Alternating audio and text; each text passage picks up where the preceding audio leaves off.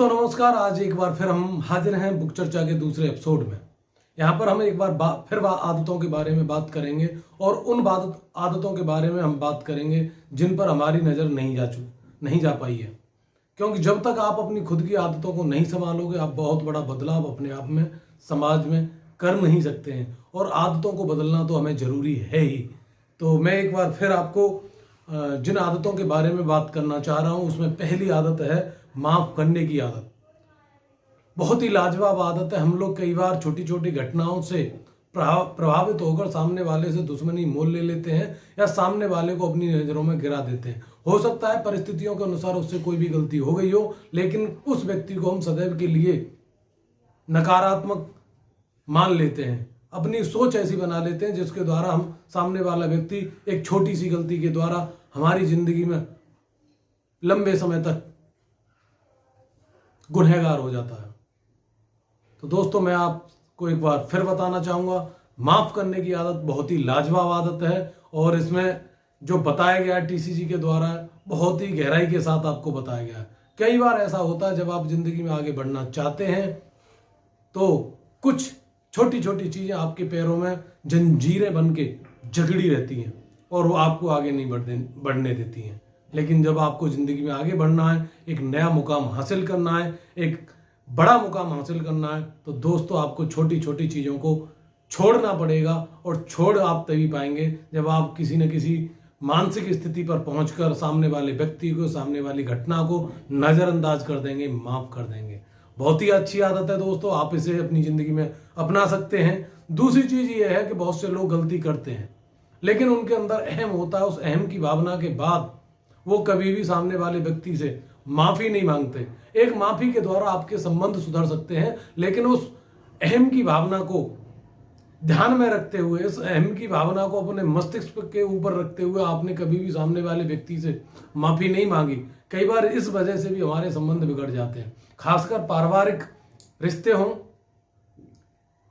या हमारे रिश्तेदार हों या हमारे सगे संबंधी हों या सामाजिक रिश्ते हों, माफ़ी न मांगने की वजह से बहुत ही गलत दिशा में चले जाते हैं। ये दूसरी आदत बहुत लाजवाब है और हमें ऐसा महसूस होना चाहिए। देखिए, बड़ा वही व्यक्ति होता है जो कुछ बड़ा करना जानता है, और सबसे बड़ी बात यह है उससे भी बड़ा वो व्यक्ति होता है जो अपनी गलती के लिए माफ़ी मांगना जानता है। दोस्तों बहुत ही लाजवाब हैबिट्स है, हमें अपने जीवन में उतारनी चाहिए। और एक और हैबिट के बारे में बात करूंगा। कई बार हम जिंदगी में देखते हैं कि हम एकांकी जीवन जीने लगते हैं, हमें दूसरे से कोई मतलब नहीं होता, और मतलब नहीं होता तो हमारे व्यवहारिक रिश्ते बढ़ते नहीं हैं।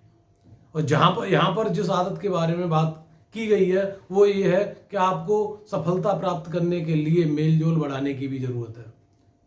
राजनीतिक सफलता हो, सामाजिक सफलता हो, अपनी किसी भी कंपनी में आप काम कर रहे हैं, वहां पर कोई भी सफलता प्राप्त करनी है तो आपको मेल जोल बढ़ाना ही होगा।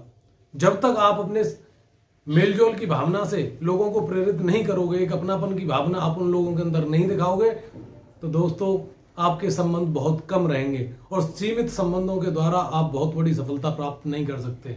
तो इस चीज़ पे मैं आपसे बात करूंगा, आप जब भी घर से बाहर निकलें एक मधुर आवाज़ लेके निकलें और मधुर आवाज़ के द्वारा ज़्यादा से ज़्यादा लोगों के साथ अपने संबंध स्थापित करने की कोशिश करें, और वो संबंध आपको सफलता दिलाने में बहुत ही मदद करेंगे। कई बार पर्सनल ज़िंदगी में ऐसा होता है हम किसी ऐसी स्थिति में फंस जाते हैं जहां हमें मदद की ज़रूरत होती है, लेकिन हमारे संबंध किसी से नहीं होते तो हमें मदद नहीं मिल पाती, और उस कंडीशन में भी हमारे मेल जोल का व्यवहार हमें बहुत आगे ले जाता है और कोई ना कोई सहायता हमारे मधुर व्यवहार की वजह से हमें उपलब्ध हो जाती है। तो दोस्तों बहुत अच्छी आदत है मेलजोल की भावना, इसे आपको अपने जीवन में उतारना चाहिए, अपने जीवन में बढ़ाना चाहिए, जिससे कि हमारे सब लोगों के साथ में मधुर संबंध हो जाएं और हम कुछ एक्स्ट्रा कर सकें।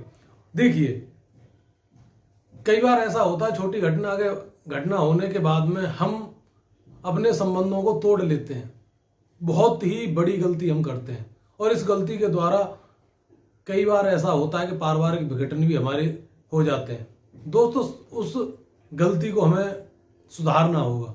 छोटी छोटी चीज़ों को लेकर हमें संबंध विच्छेद नहीं करने चाहिए। अगर आपसे किसी भी मतभेद है तो आप मतभेद रखिए, लेकिन मनभेद मत रखिए।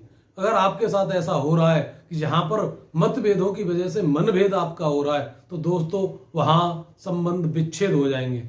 संबंधों को हमें तोड़ना नहीं है, हम एक ऐसे सिस्टम में काम कर रहे हैं जहां पर हमें एक दूसरे से संबंधों को बनाना सिखाया जाता है, और हम संबंध तोड़ने की बात करें तो बहुत ही गलत होगा।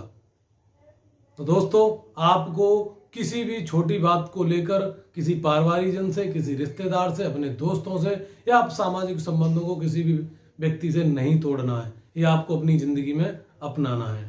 Thank you.